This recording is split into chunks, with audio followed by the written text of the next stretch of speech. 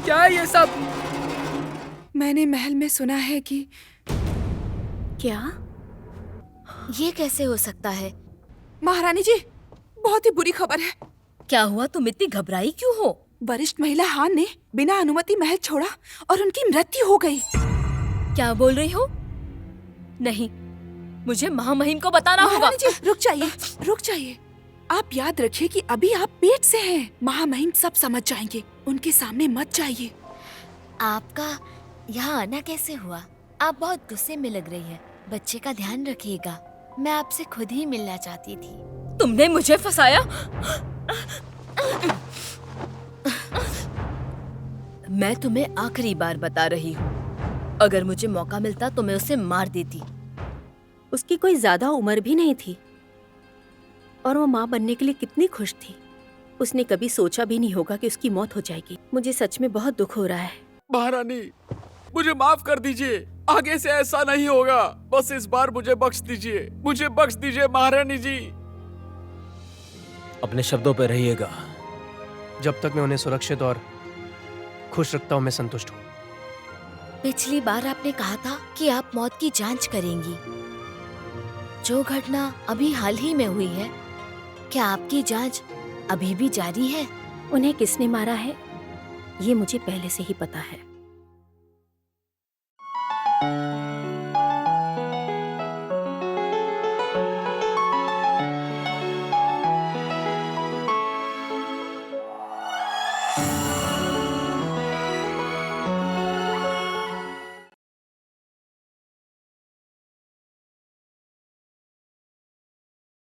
महारानी, ये राजा को धोखा देने के अपराध में मुझे माफ कर दीजिए। आगे से ऐसा नहीं होगा। बस इस बार मुझे बख्श दीजिए महारानी जी।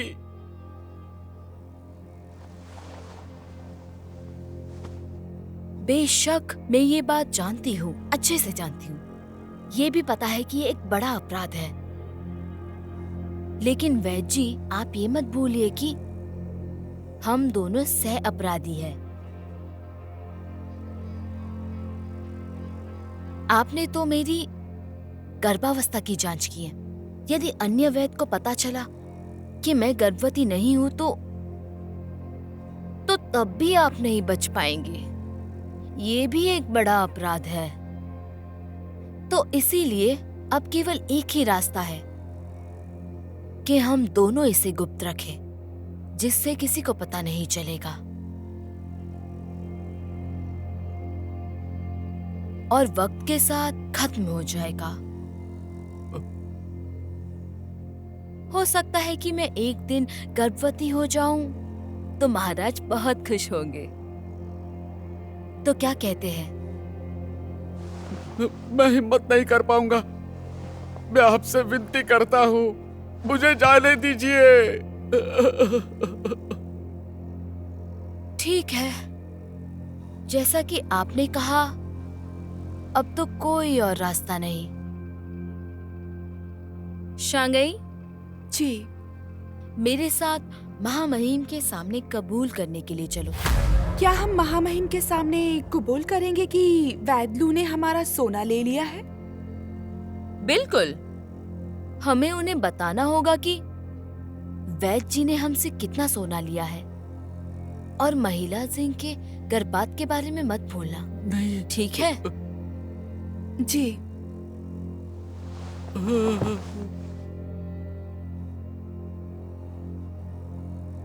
वैद्लू, बेहतर होगा कि आप वापस जाएं और अपने अंतिम संस्कार की व्यवस्था खुद करें।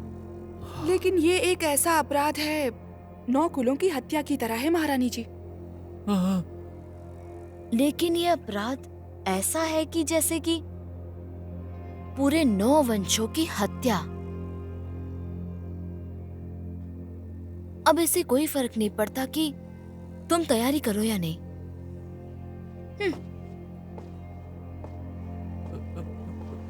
महारानी जी, मैं गलत था। कृपया मुझे माफ कर दे। मैं करूंगा जैसा आप कहेंगी वैसा ही करूंगा। आप जैसा बोलेंगी वैसा ठीक है। करूंगा। मुझे खुशी हुई कि आप समझ गए। शांगई जी। महामहिम से कहो कि मेरा गर्भपात हो गया है। जी।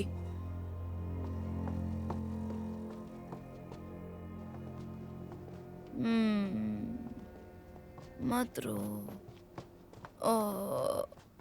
मत रो।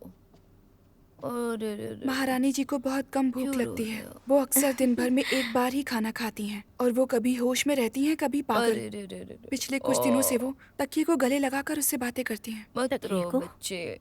जी, वो तकिए को अपने 2 मरे हुए बच्चों के रूप में देखती हैं। उन्हें गोद में लेकर उनसे बातें करती क्यों हैं रो रहे हो? और उन्हें स्तनपान कराने के लिए मुझसे आया खोजने के लिए कहती हैं। ओ, ओ, आप जा सकती हो। जी। ओ।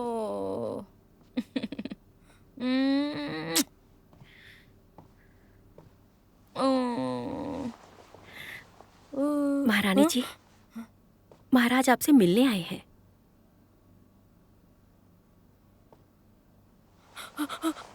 ये हमारे बच्चे को मार डालेंगे। मुझे डर लग रहा है। महारानी, जरा भी मत डरिए। आप जरा ध्यान से देखिए, ये जैंग है।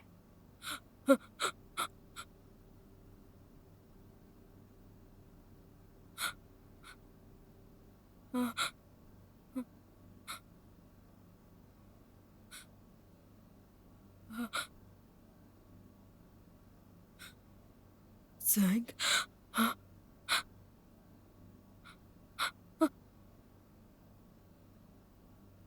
और आप कौन है? मैं छोटी रानी हूँ, महाराज की पत्नी ली।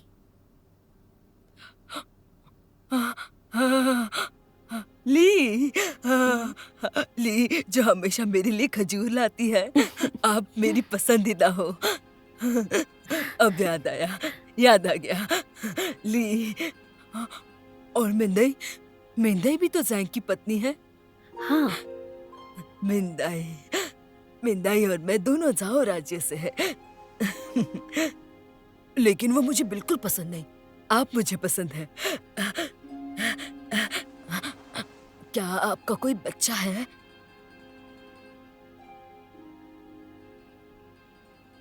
हाँ?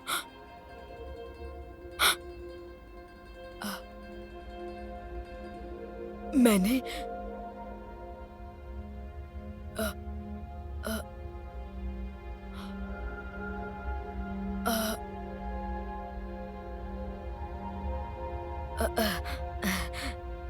वो बहुत ही सुंदर दिखता होगा ना? जैंग जैसा ही सुंदर होगा ना? अच्छा बच्चा, प्यारा बच्चा। आपको और बच्चे करने चाहिए।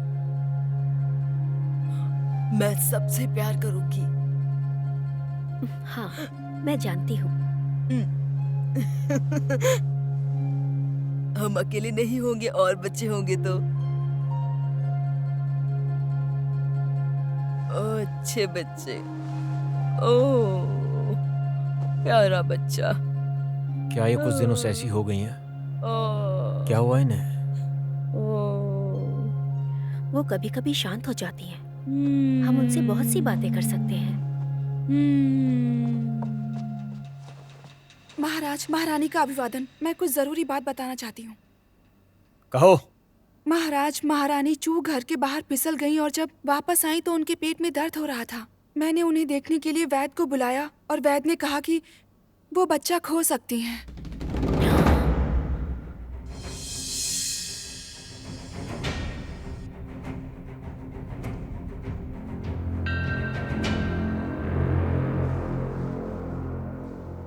वैद्य जी, अभी कैसी हैं?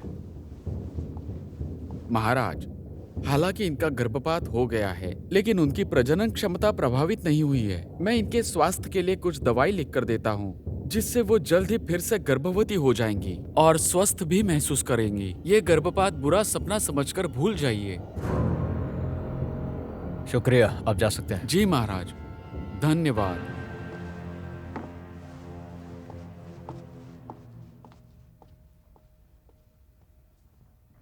मैं अपना अच्छी तरह से ख्याल नहीं रख पाई और हमने अपने बच्चे को खो दिया। ये सब मेरी गलती है। कृपया मेरी निंदा करें। जाने दीजिए। जब नहीं चाहती थी तो फिर निंदा कैसी? हर बात सोच समझ कर कहनी चाहिए हमें। ये सोचिएगा।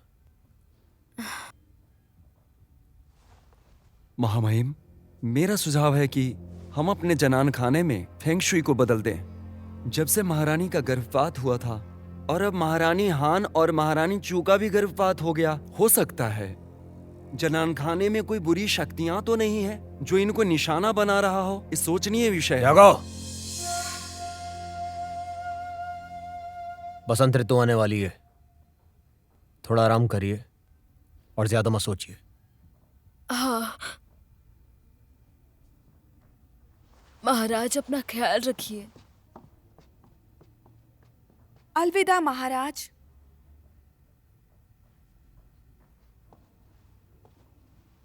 महाराज चले गए।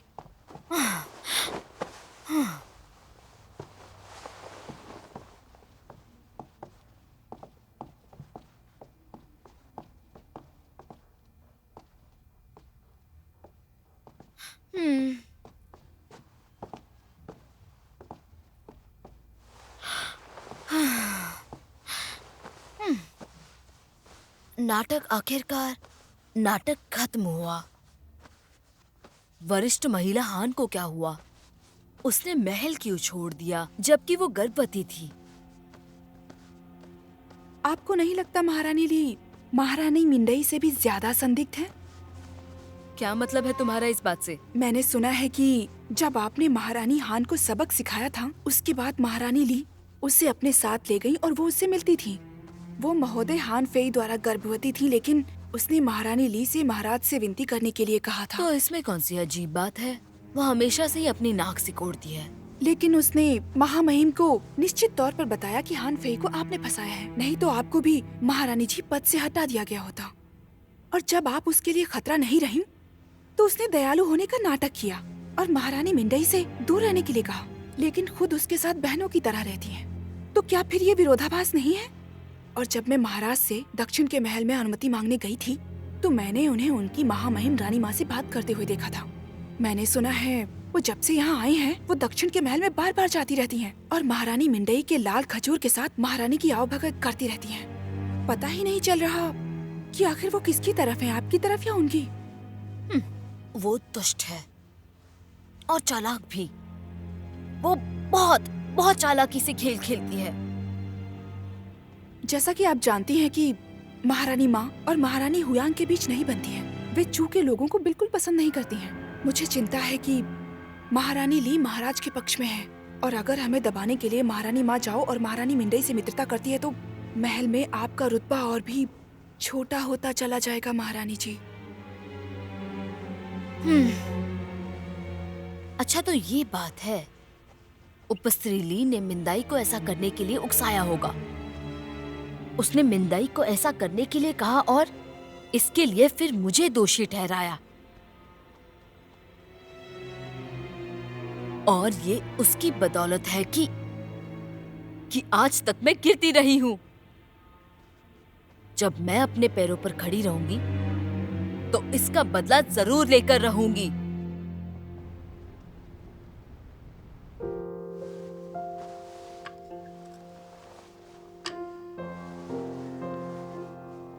ले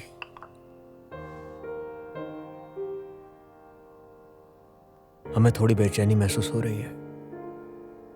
हमारे आसपास के रिश्तेदार भी दूर हो गए और इसका जवाब हमारे पास नहीं है। हमारी दूसरी रानी का गर्भपात हो गया, यांडान भी हमारे खिलाफ हो गया। अब सिर्फ आप हमारे साथ हैं। आज हमें वो बातें याद आ रही हैं जो यांडान ने हमसे कही थी। उसने कहा था कि हम सब पर संदेह करते हैं।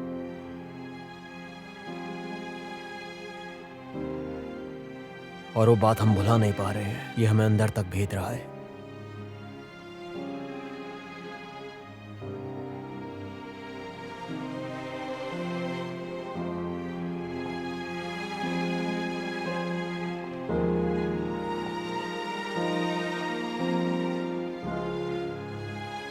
हमारा अस्तित्व हमसे सवाल पूछ रहा है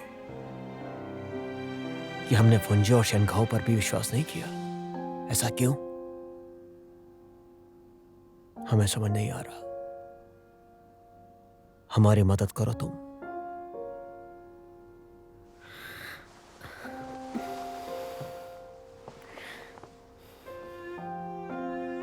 क्या ये शेंगजियाओ और लॉर्ड शेंगन वही हैं जिनसे मैं ल्यूयांग में मिली थी?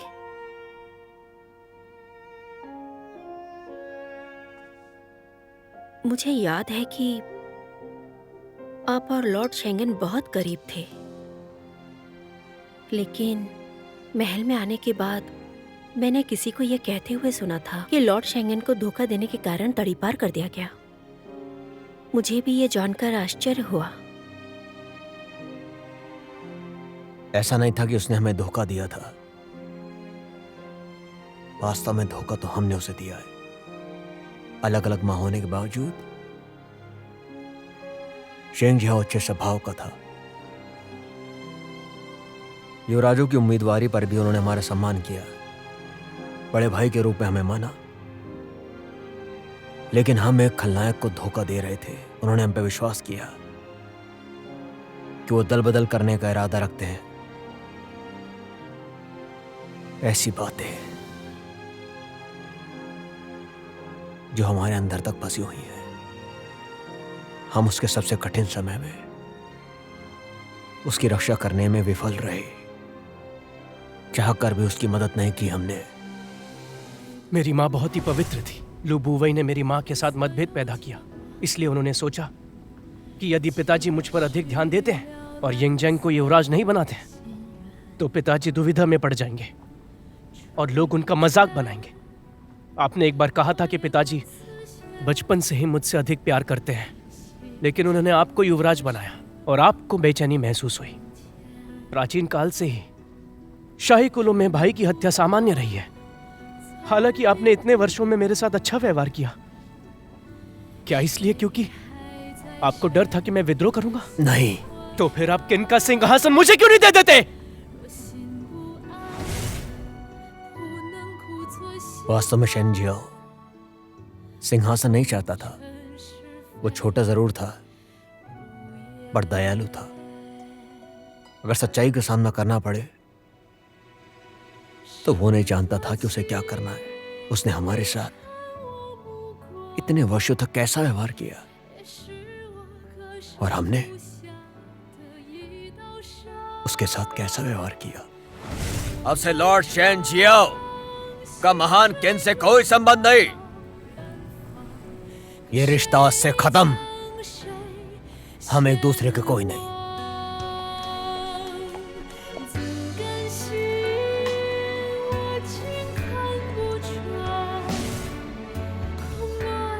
हमें शेंगजियाओ के लिए खेद है। हमारे भाई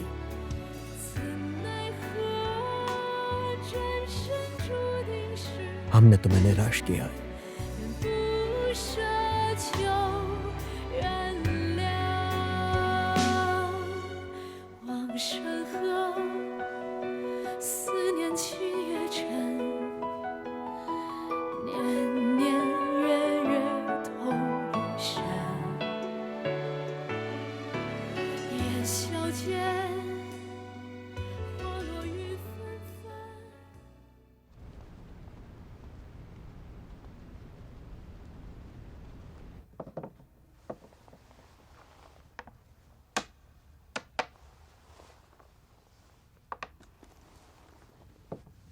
अब आपका घाव कैसा है, हमें बताइए। ठीक है? जी महाराज, मैं अब ठीक हूं।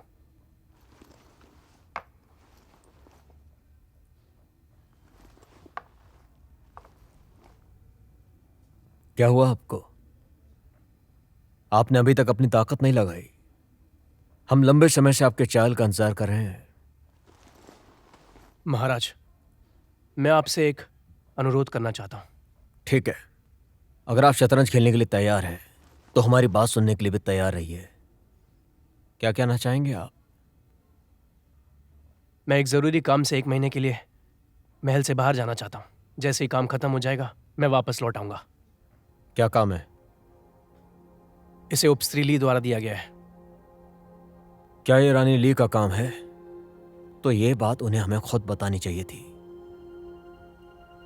महाराज सच कहूं तो मुझे खुद से इस बारे में पूछा था।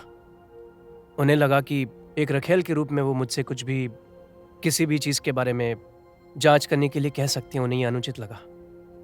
और महाराज, मैं तो आपका रक्षक हूं। कहीं ऐसा तो नहीं कि आप उनकी वजह से मुझ पर भरोसा नहीं करते हैं? क्या ये सच है? बता सकते हैं महाराज? क्या कोई ऐसी बात है जो हम नहीं जान सकते? मैं सिर्फ इतना कह सकता हूं कि ये महाराज और किन के लिए नुकसानदायक नहीं है। चिंता मत कीजिए महाराज। अगर ऐसा है तो हमें क्यों नहीं बता सकते? उन्होंने सोचा कि अगर वे आपको बता देंगी तो ये आपको परेशान करेगा, लेकिन ऐसा नहीं हुआ। वो आपका मान रखना चाहती थी। कृपया आप इस बात को समझें महाराज।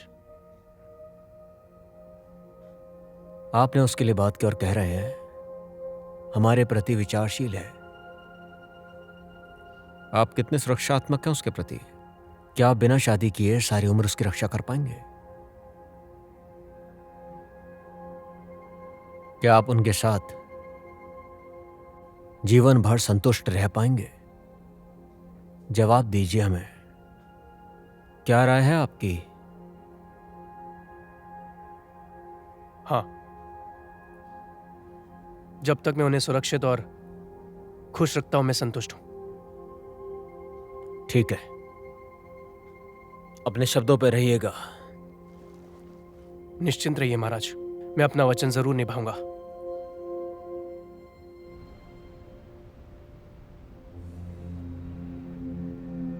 अब महाशय ली म्यू के साथ जाओ को फिर से किन सेना के हमले के बारे में फिक्र करने की जरूरत नहीं है, लेकिन यह समाधान लंबे समय के लिए नहीं है। जाओ कमजोर हो रहा है। अगर हम सुधार और कड़ी मेहनत नहीं करते हैं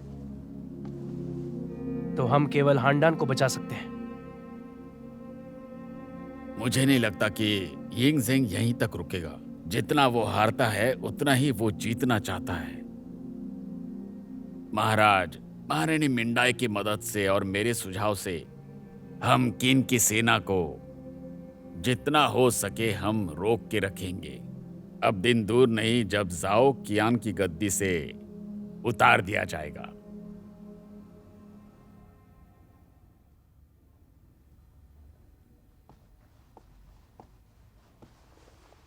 महाराज, मेंगबू आपसे मिलना चाहते हैं। अंदर भेजिए उन्हें। सिंह मेंगबू पधार रहे हैं।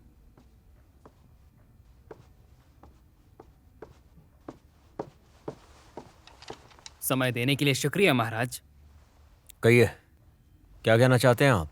मुझे सैनिकों के बारे में एक किताब मिली है और मुझे लगता है इसमें बहुत सी जानकारी है। इसीलिए मैं आपके सामने इसे पेश करता हूँ। कृपया पढ़िए इसे। इसे किसने लिखा है?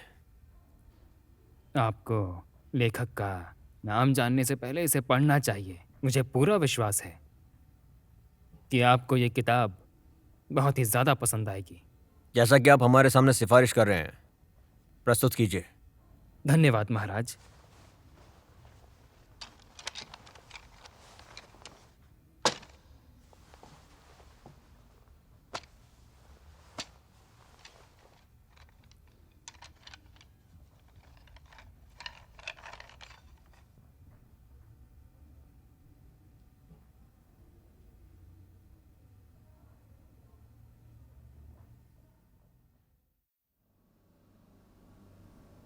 आपकी हिम्मत कैसे हुई? आपने महाराज के सामने सलामी क्यों नहीं दी?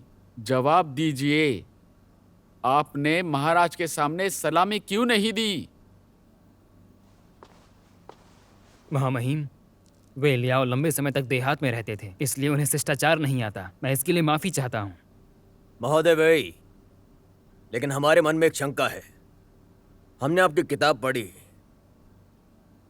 चूंकि आप वेई से हैं, किन में आकार आधिकारिक पद के लिए बात करने के बजाय आप वेई के राजा को सलाह क्यों नहीं देते?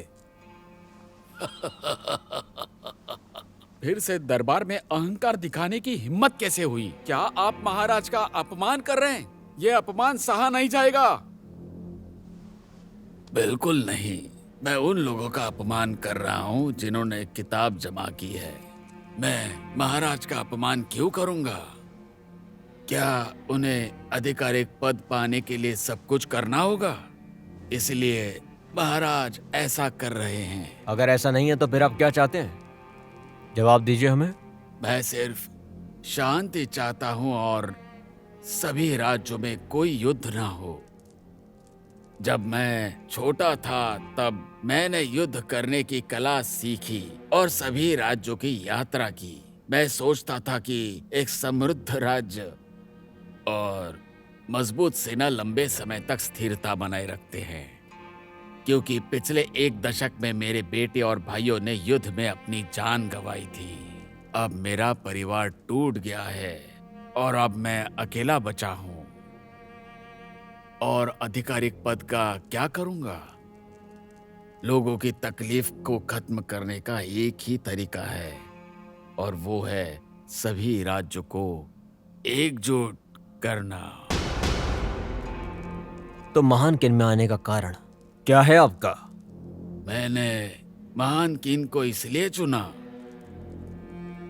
क्योंकि केवल किन ही सभी राज्यों को एकत्रित कर सकता है। लेकिन मैंने किन को सिर्फ आपकी वजह से नहीं चुना है। आप सिर्फ अपने आप को बढ़ चढ़कर मत सोचे महाराज। ओ बूढ़े आदमी, बोलने दो। मैं कई बार किन आया और पाया कि किन की कानून व्यवस्था सख्त और अधिकारी वफादार और ईमानदार है और लोग भी साधारण हैं और गहराई देखकर ऊंचाई का पता लग सकता है। किन के पूर्व राजाओं ने कड़ी मेहनत की और एकीकरण के लिए एक ठोस नींव रखी। यही कारण है कि मैंने सभी राज्यों की यात्रा करने के बाद अपनी पुस्तक समर्पित करने का फैसला किया। यकीन से कह सकते हैं आप कमाल के समीक्षक हैं। उम्मीद करते हैं कि आप कुछ योजनाओं के साथ यहां पर आए हैं। अपनी योजना हमसे साझा कीजिए। क्या आप मतभेद पैदा करने की रणनीति जानते हैं? बिल्कुल, ये खलनायक की चाल होती है।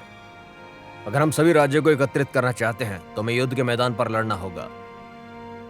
यही सच्चे युद्ध की एक अच्छी रणनीति है, हम जानते हैं। मैं पूरे सम्मान के साथ कहना चाहता हूँ, यदि आप बार बार युद्ध और हार के बावजूद एकीकरण को बढ़ावा देने में विफल रहते हैं तो सैन्य साधनों पर जोर देने का क्या फायदा? मुझे लगता है कि इनकी चिंता का विषय है विभाजन का। यदि आप अच्छे हैं तो वो करीब है। यदि आप एकजुट हैं तो आप एक साथ हमला कर सकते हैं। परेशानी पैदा करने के लिए राज्य के शक्तिशाली मंत्रियों को घूस देनी पड़ेगी। 3 लाख टिलो सोने से भी कम में आप सभी राज्य पर विजय प्राप्त कर सकते हैं, विभाजित करके। यहाँ तक कि झाव राज्य जैसा एक बड़ा सर दर्द खत्म हो जाएगा और एकीकरण आसान हो जाएगा। और फिर कोई कितना भी चाहे इन राज्यों को तोड़ नहीं सकेगा। बहुत बढ़िया। कोई भी हमसे इस तरह से बात करने की हिम्मत नहीं करता। यह आशीर्वाद है कि आप इतने दूर से सलाह देने के लिए हमें यहाँ पर आए हैं। आप आधिकारिक पद नहीं लेना चाहते हैं, हम समझते हैं बात को, पर आप हमारे दरबार में खास हैं। सिर्फ शिष्टाचार से आपके साथ पेश नहीं आ सकते हम।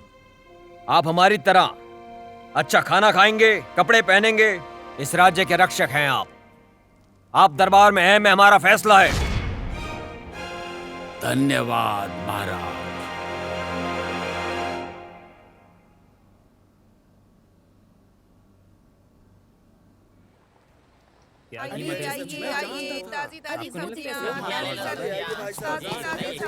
मिलकर खुशी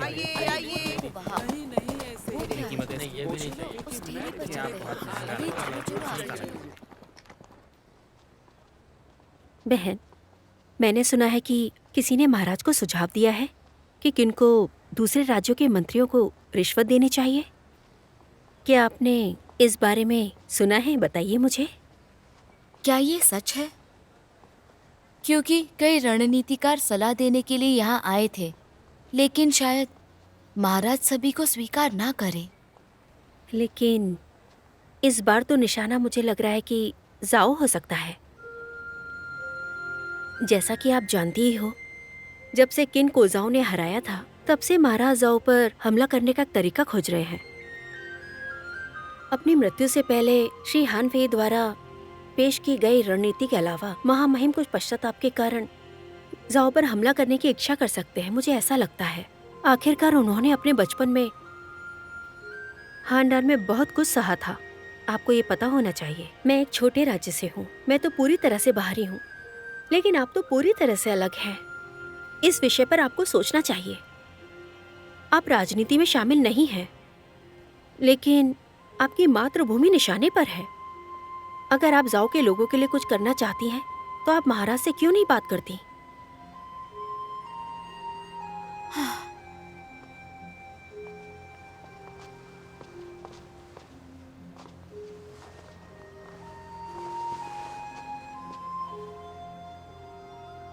किसी की चर्चा से उनकी महत्वाकांक्षाएं कभी कभी नहीं रुकने वाली।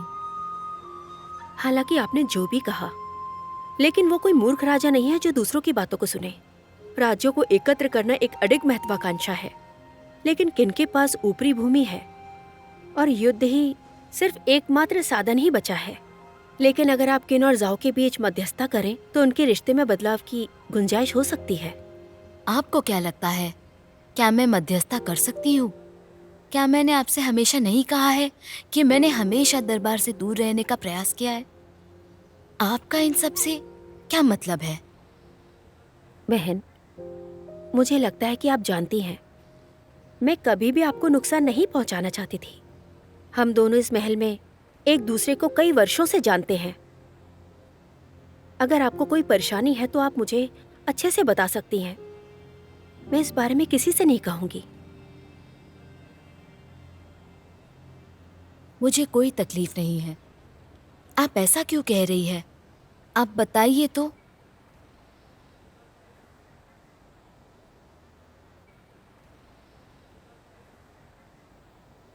हाँ, वैसे पिछली बार आपने कहा था ना कि आप वरिष्ठ महिला हान की उनकी मौत के बारे में जांच करेंगी। तो बताइए, जांच कैसी चल रही है? हाँ,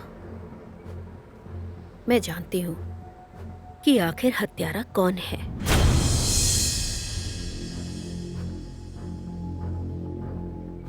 कौन?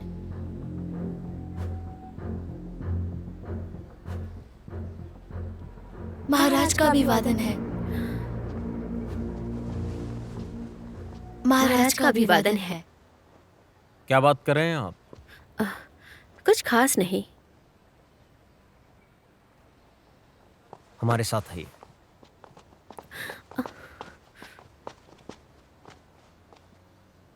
क्या हम कुछ पूछ सकते हैं आपसे? हानशेन को आपने महल से बाहर भेजा है।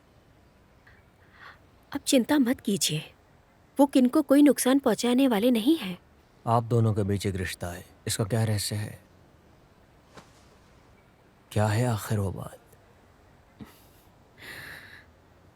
मैं आपको खुश रखना चाहती हूँ, कभी दुखी नहीं होने दूंगी।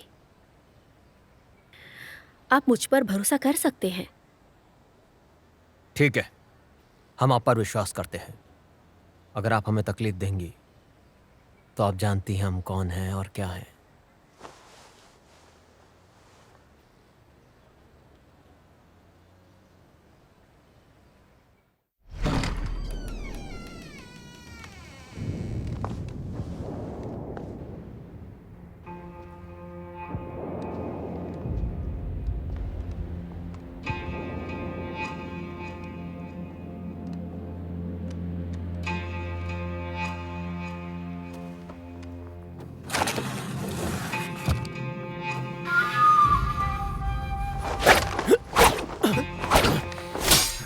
छोटे, हानशेन, तुम यहाँ क्या कर रहे हो? महामहिम को हत्यारों से बचाने के लिए मैंने सोचा कि सबसे आरामदायक कमरे में सोऊंगा, महामहिम के बगल वाले कमरे में। वैसे ये व्यवस्था काफी अच्छे से की गई है। यहां तक कि मैं भी चकरा गया। मेरा इरादा महाराज की हत्या करना नहीं था। मैं तो बस ये देखना चाहता था कि बिस्तर पर आप हैं या कोई और।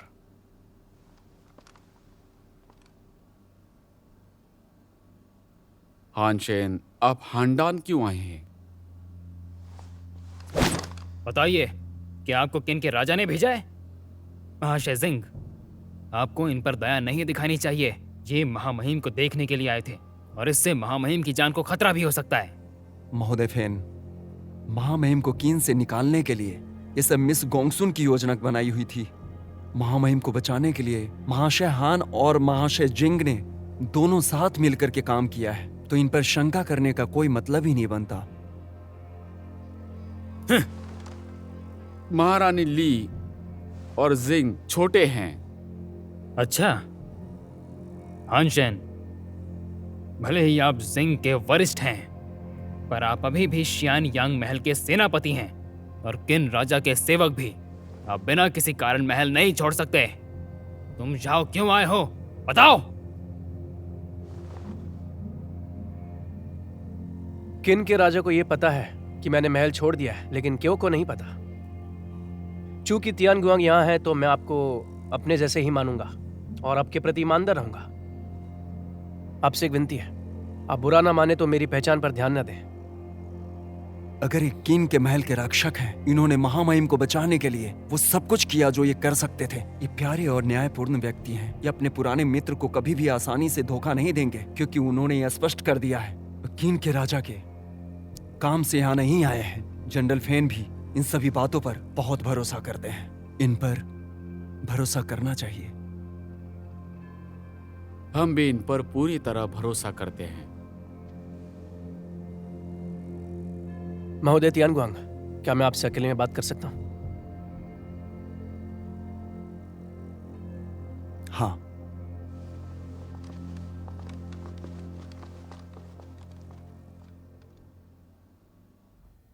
महोदय, मैं शुरुआती बातों में आपका वक्त जाया नहीं करूंगी, क्योंकि आप मुझसे मिलने के लिए तैयार है तो चलिए हम स्पष्ट बात करते हैं।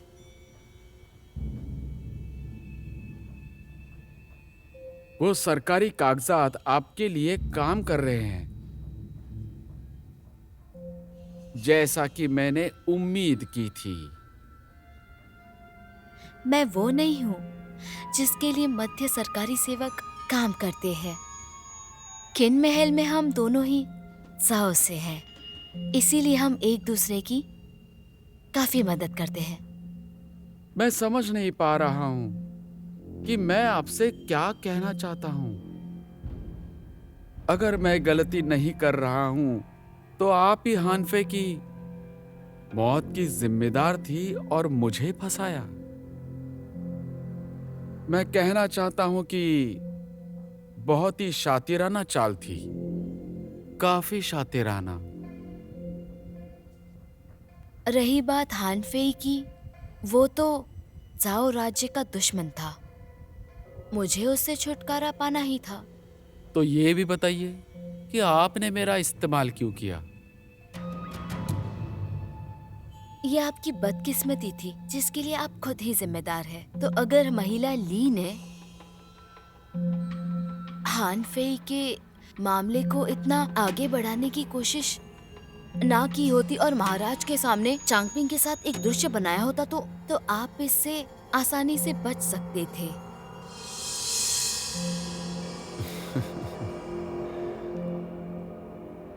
महिला चू महोदय चांगपिंग को जहर देना चाहती थी, वो भी उपपत्नी ली के मौत के बदले में।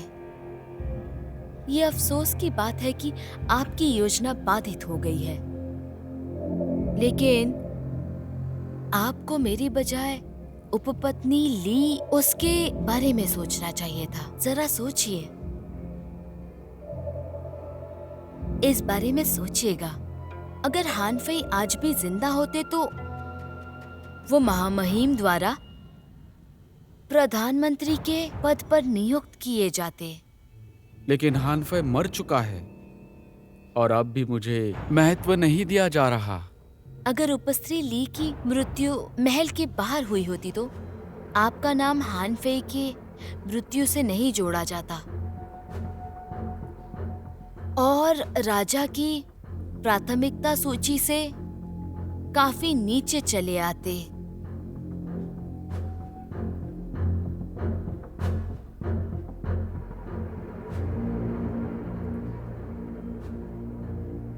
क्या क्या मतलब है आपका? मेरा मतलब है कि उपस्त्री ली कई लोगों के रास्ते में है।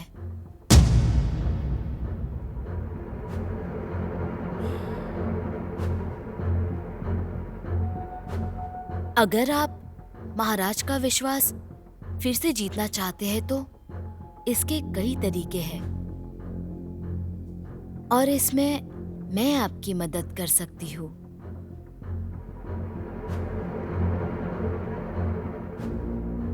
लेकिन आपको हमारा साथ देना होगा, हमारा साथ। किंग, हम्म? कहीं आपने मेरा खंजर देखा है? खंजर? क्या आप हमेशा अपने साथ रखती हैं? कल रात को मैंने अपने बिस्तर के बगल में रखा था। सुबह देखा तो वो नहीं था। हो सकता है आज सुबह कपड़े बदलते समय आप कहीं भूल गई होंगी।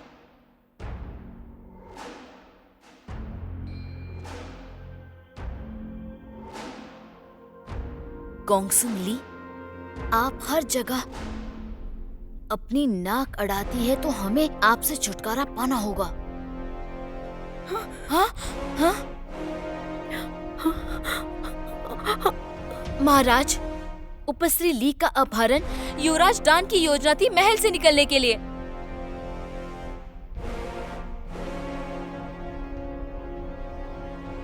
अगर आप मना करती है तो जो भी मैं कह रही हूँ इसका कोई फर्क नहीं पड़ता। फर्क इससे पड़ता है कि क्या महाराज अभी भी आपका भरोसा करेंगे? ली को सजा देने के लिए योंगजियांग के जेल में ले जाओ और युवराज डान के परिवार को भी जेल में डाल दो। जी महाराज। कैसी चल रही है पूछताछ? महाराज, ये बहुत जिद्दी है और स्वीकार करने से इनकार कर रही है कि युवराज डान को इन्होंने ही भगाने में मदद की। पूछताछ जारी रखिए। जी।